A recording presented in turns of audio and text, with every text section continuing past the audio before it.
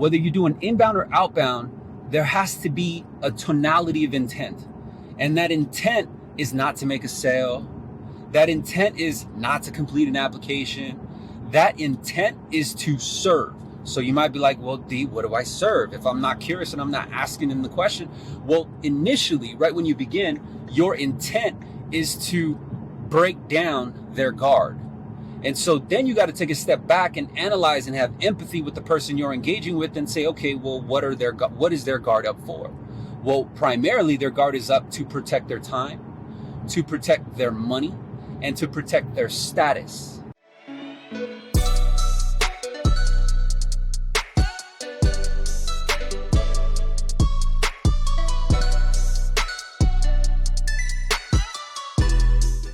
What's up, everybody? I got some fire for you today.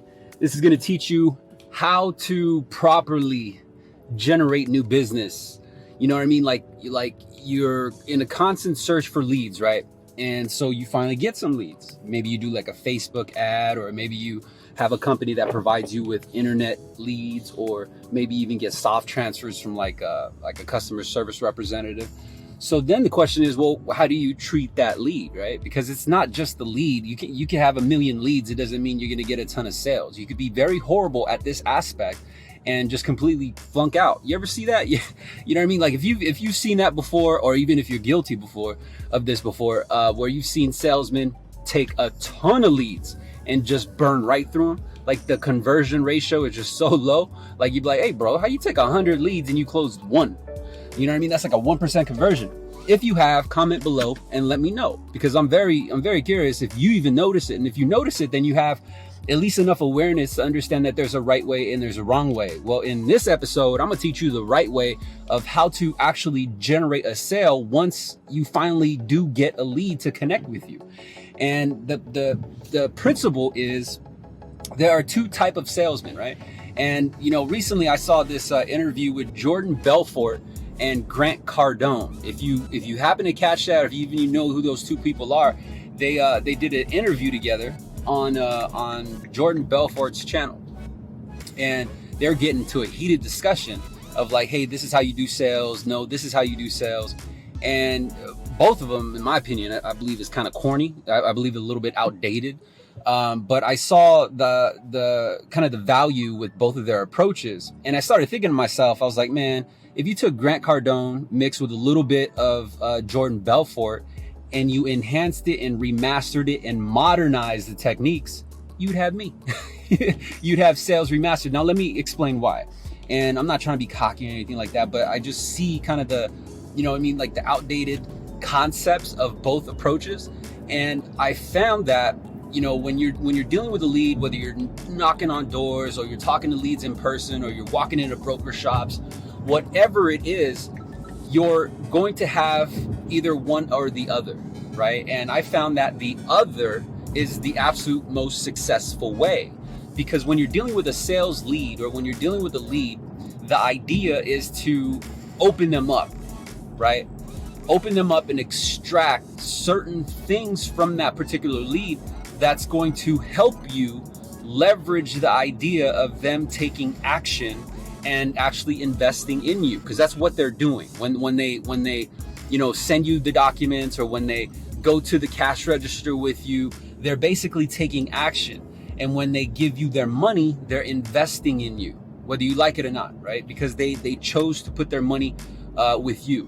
And so the idea and the concept is that there are two types of ways to approach a lead. The very first common way, the absolute most common way, and this is where you find salesmen burning through leads, right? Like salesmen are burning through leads because they go with solely with curiosity.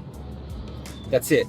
And let me give you an idea. So a lot of people who may be cold calling or even taking inbound leads, the unsuccessful salesman is solely about curiosity. And you might be like, but D, you know, when you're doing an intake call, you got to be curious, right? You got to ask them what their goal is. You got to ask them certain questions to see if they qualify. Yes, you do. But initially, the frame of the conversation, the tone of the conversation is curiosity. This is why. Because when they connect with a lead, they say, hey, I was wondering if you're in the market. Or, hey, you know, are you looking to buy? Or hey, because it's all curious questions, right? So what are you looking to do? And believe it or not, that's just outdated. I mean, at the end of the day, you're playing a numbers game going that way. But the latter, the alternative is intent. So I guess the name of this video should be curiosity versus intent, and which method wins. I believe intent wins, because if you're dealing with face of curiosity, like if you're doing outbound calls and you got this tone of curiosity, tell me if I'm wrong. Comment below. Are you not going to be rejected more often than not, right? Because you're cold calling and saying, hey, Mr. Jones, I was wondering if you're in the market. Or, hey, Mr. Jones, are you looking for any cash out or debt consolidation? Or are you looking to lower your payment? It's all curiosity. But if you approach them with the alternative, and I believe, my personal opinion, because I've experienced it, I currently use it today, I preach it a lot on my channel, which, by the way, if you want to learn more effective sales techniques, whatever you sell, look at Sales Remastered on YouTube, Facebook, Instagram, wherever whatever social media channel you like most. Look up at Sales Remastered and add me to your feed. I'll give you some knowledge to help you earn a couple bucks. But anyway, going back to the method of intent, whether you do an inbound or outbound, there has to be a tonality of intent. And that intent is not to make a sale. That intent is not to complete an application. That intent is to serve. So you might be like, well, D, what do I serve? If I'm not curious and I'm not asking them the question.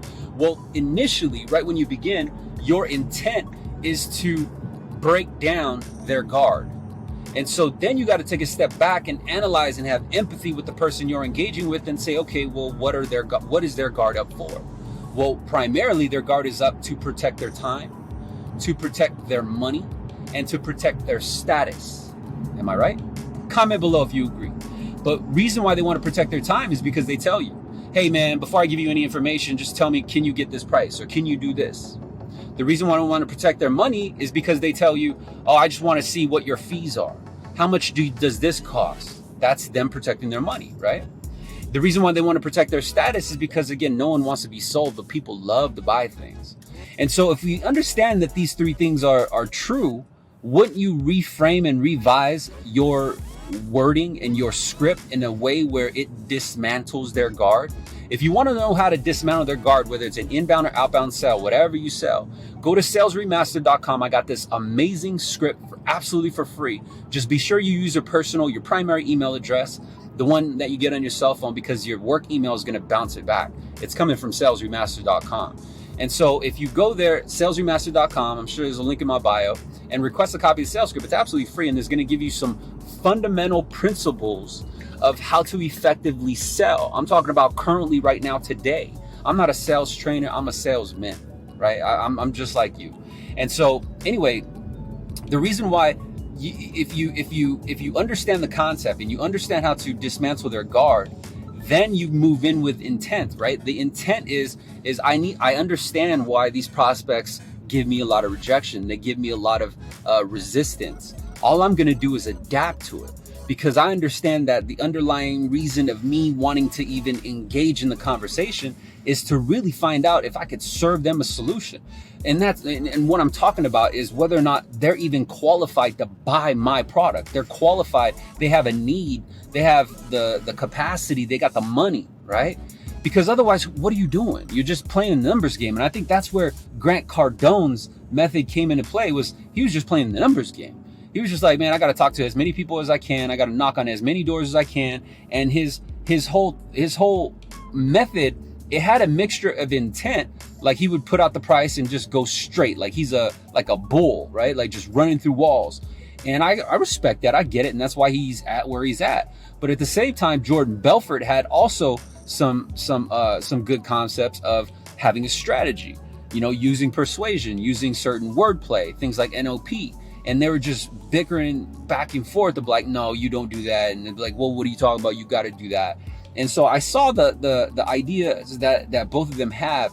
But at the same time, I believe, again, both of them are corny salesmen. And I'm not saying I'm any better or anything, because I'm on my climb. I'm not at that point where I can say, hey, man, I'm doing this, I'm doing that.